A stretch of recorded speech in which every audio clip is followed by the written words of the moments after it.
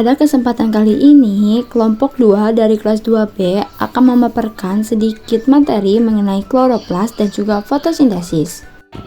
Berikut ini merupakan nama-nama anggota dari kelompok 2. Yang pertama ada Mila Hayatunupus dengan NIM 2224230015, Dewi Ratna Juwita dengan NIM 2224230065, dan Farhan Febri Nurrohman dengan NIM 2224230113. Adapun pokok pembahasan pada video kali ini meliputi 3 pokok pembahasan.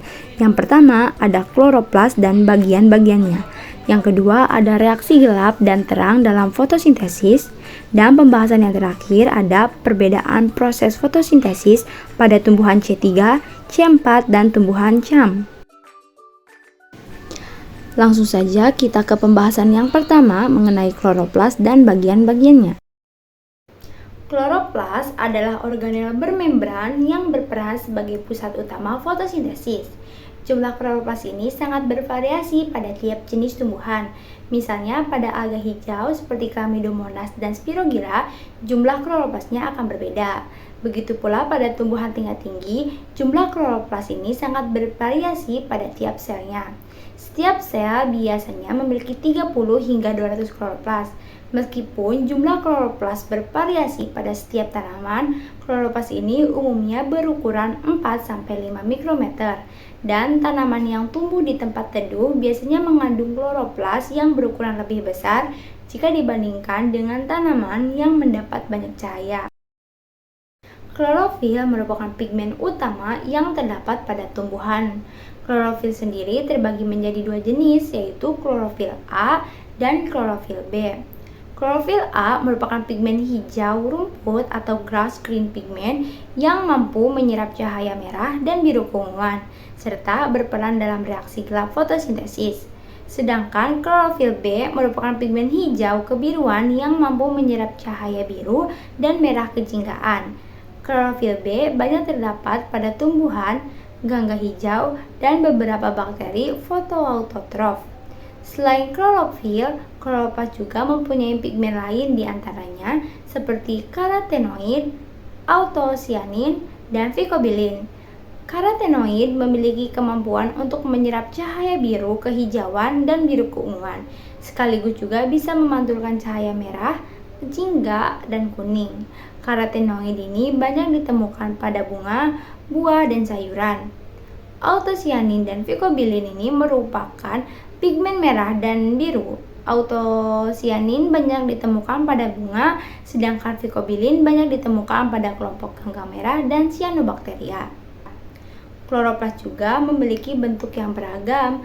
Ada yang berbentuk flash seperti chlorella, berbentuk cup pada Chlamydomonas, dan berbentuk pita dan melingkar secara spiral pada Spirogyra, serta berbentuk bintang pada Cinema.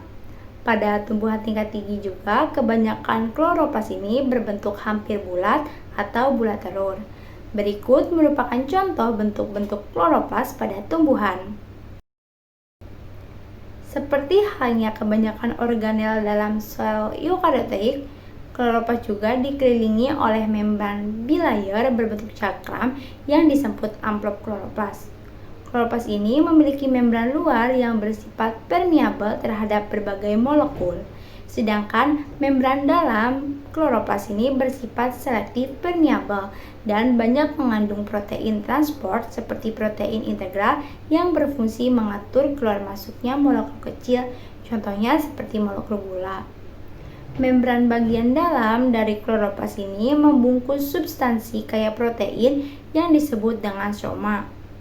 Cairan di stroma mengandung sejumlah enzim plastid DNA, RNA, dan juga ribosom. Di dalam stroma terdapat sistem membran lain yang disebut dengan tilakoid.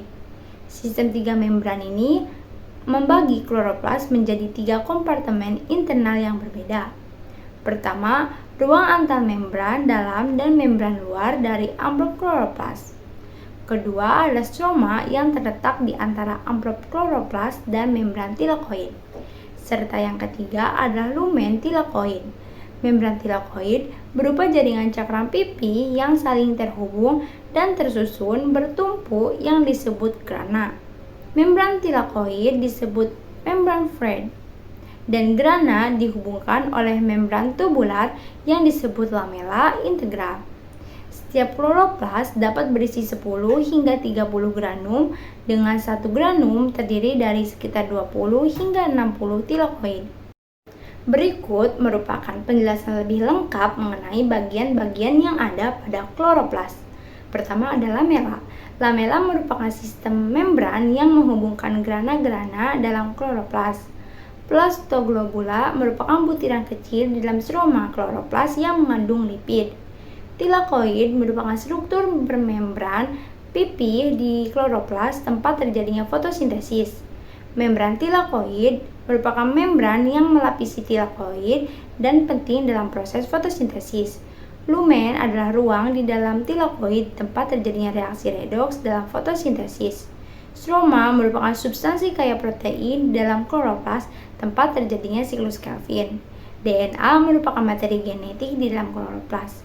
Ribosom merupakan struktur di dalam kloroplas yang berfungsi untuk sintesis protein. Granum merupakan tumpukan tilakoid dalam kloroplas. Membran dalam merupakan membran yang melapisi stroma kloroplas. Ruang antar membran adalah ruangan di antara membran dalam dan luar amplop kloroplas. Membran luar adalah membran dari amplop kloroplas yang mengatur pertukaran zat dengan lingkungannya. Berikut merupakan penjelasan singkat mengenai membran tilakoid. Membran tilakoid tersusun dari 20 hingga 30% lipid dan 70 hingga 80% protein. Membran tilakoid juga mengandung sejumlah besar struktur granular yang tertanam di dalam membran. Granular ini disebut kuantosom. Kuantosom bertanggung jawab untuk menangkap foton dari radiasi elektromagnetik matahari dan bertindak sebagai unit fotosintesis. Granular besar disebut fotosistem 2 atau PS2 dan granular yang lebih kecil disebut fotosistem 1 atau PS1. Pada lamela integral hanya terdapat fotosistem 1, tidak ada fotosistem 2. Nah, karena struktur 3 membran yang dimiliki oleh organisasi internal kloroplas, maka kloroplas ini dianggap lebih kompleks daripada organel lainnya. Pembahasan selanjutnya yaitu mengenai reaksi gelap dan terang dalam fotosintesis. Nah, yang pertama ada reaksi gelap dan terang dalam fotosintesis.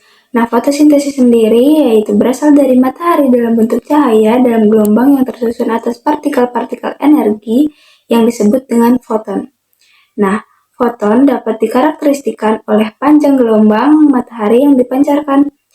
Nah, proses fotosintesis ini menghasilkan glukosa yang merupakan bahan dasar pembangunan zat makanan yang dibutuhkan oleh sumber energi.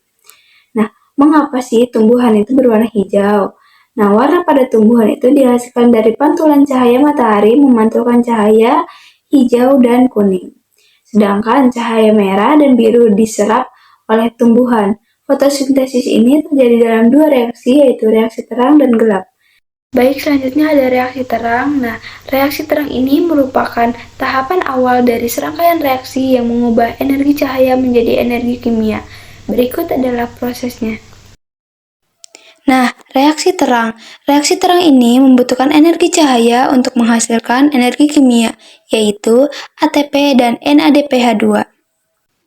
Pada reaksi terang terjadi proses fotolisis air atau pemecahan air dengan bantuan cahaya. Klorofil akan menyerap energi cahaya matahari, memecah air menghasilkan oksigen, dan energi berupa ATP. Reaksi terang ini dapat dibagi lagi menjadi dua, yaitu non-siklik dan siklik. Pada non-siklik melibatkan fotosistem 2, yaitu P680, elektron akan ditangkap oleh P680 dan disalurkan ke fotosistem 1, P700. Sedangkan reaksi siklik terjadi apabila cahaya ditangkap oleh P700, kemudian elektron diteruskan ke aseptor elektron dan kembali ke P700. Baik, selanjutnya ada reaksi gelap. Reaksi gelap ini merupakan proses fiksasi karbon oksida untuk membentuk glukosa dengan menggunakan energi yang dihasilkan oleh reaksi terang. Nah, Jika reaksi terang memerlukan cahaya, maka reaksi gelap tidak memerlukan cahaya dan terjadi di bagian stroma. Namun, bukan berarti reaksi ini berhenti saat ada cahaya ya. Pada reaksi gelap, terjadi proses yang dinamakan siklus Calvin, yang merupakan reaksi lanjutan dari reaksi terang. Reaksi ini pertama kali ditemukan oleh Melvin Calvin dan Andrew Benson, sehingga disebut dengan reaksi Calvin-Benson. Nah, reaksi gelap ini melibatkan enzim Rubisco yang bertugas untuk menangkap O2 dari atmosfer. Reaksi gelap ini akan menghasilkan 3-PgAl sebagai bahan dasar pembentukan glukosa. Pada reaksi gelap terjadi 3 tahap. Yang pertama ada fiksasi, yang kedua ada reduksi, yang ketiga ada regenerasi. Tahap pertama pada fiksasi. Pada fiksasi terjadi peningkatan 3 karbon dioksida oleh 3 ribulosa bifosfat dengan bantuan enzim RUBP karboksilase atau Rubisco dan membentuk 6 molekul 3-PGA. Selanjutnya tahap reduksi. Pada tahap reduksi terjadi fosforisasi PGA oleh ATP menjadi DPGA. Lalu direduksi oleh NADPH menjadi PGAL atau GA3P. Pada tahap regenerasi terjadi pelepasan fosfoglyceraldehyde menjadi glukosa dan regenerasi RUBP. Nah, 1-PGAL disintesis menjadi 1/2 molekul glukosa. 5-PGAL akan diregenerasi menjadi 3 molekul RUBP. Pembahasan selanjutnya adalah mengenai perbedaan proses fotosintesis pada tumbuhan C3, C4, dan tumbuhan CAM. Proses fotosintesis pada 3 tipe tumbuhan, yaitu pertama ada C3, C4, dan CAM. Nah, yang pertama itu ada tumbuhan bertipe C3. Sebagian besar tumbuhan di bumi ini bertipe C3. Contoh umumnya itu ada padi, gandum, dan kedelai. Nah, tipe C3 ini terjadinya itu di mesofil daun. Saat terjadinya proses fotosintesis, stomata pada daun akan membuka, sehingga CO2 akan masuk, sedangkan oksigen akan keluar. Namun, pada saat panas, tumbuhan C3 akan menutup sebagian besar stomatanya untuk mengurangi penguapan. Alasan mengapa disebut C3, karena pada proses reaksi gelap atau siklus Calvin, enzim Rubisco akan mengikat CO2 dan menggabungkannya dengan RUBP atau ribulosa bifosfat sehingga menghasilkan senyawa berkarbonat 3 yang disebut dengan 3-fosfogliserat. Lalu 3-fosfogliserat akan melanjutkan serangkaian reaksi siklus Calvin untuk melepas glukosa sehingga C3 adalah singkatan dari karbon 3 yang merupakan produk pertama pada saat fiksasi karbon. Nah, selanjutnya itu ada tumbuhan bertipe C4. Tumbuhan yang masuk kategori C4 ini yaitu jagung dan tebu. Nah, kenapa disebut C4? Karena enzim PEP karboksilase akan menangkap CO2 dan menggabungkannya dengan PEP, sehingga menjadi senyawa yang disebut oksaloasetat yang memiliki 4 karbon. Nah, penangkapan CO2 ini terjadi di mesofil. Selanjutnya, oksaloasetat akan dikonversi menjadi senyawa yaitu malat, dan malat akan menuju ke seludang pembuluh untuk dikonversi menjadi pirufat dan CO2. Nah, pirufat akan kembali ke mesofil untuk menjadi PEP kembali. Nah, dan CO2 itu berada di seludang pembuluh. Nah, CO2 yang berada di seludang pembuluh akan melanjutkan reaksi siklus Calvin sehingga menghasilkan senyawa contohnya glukosa. Jadi, C4 merupakan singkatan dari karbon 4 yang merupakan produk pertama pada saat fiksasi karbon. Selanjutnya itu ada tumbuhan CAM. Kategori tumbuhan CAM dari kelompok sukulen atau yang menyimpan air. Contohnya lidah buaya, kaktus, dan nanas. CAM sendiri singkatan dari Crassulaceae acid metabolism karena proses ini ditemukan pertama kali pada famili Crassulaceae. Pada tumbuhan CAM, stomata pada daun akan menutup pada siang hari untuk mengurangi penguapan dan membuka pada malam hari untuk mengumpulkan CO2. Pada malam hari, CO2 akan ditangkap oleh enzim PEP karboksilase untuk digabungkan dengan PEP sehingga menghasilkan oksaloasetat. Lalu oksaloasetat akan dikonversi menjadi senyawa yaitu malat dan akan disimpan hingga pagi tiba. Nah, pada saat pagi tiba, stomata akan menutup, malat akan dikonversi menjadi CO2, kemudian CO2 akan menjalankan siklus Calvin untuk menghasilkan glukosa, dan pirufat dikonversi menjadi PEP kembali. Demikian pemaparan dari kelompok 2 kelas 2B mengenai materi tentang kloroplas dan fotosintesis. Berikut merupakan sumber yang kami gunakan sebagai referensi terkait materi kloroplas dan juga fotosintesis.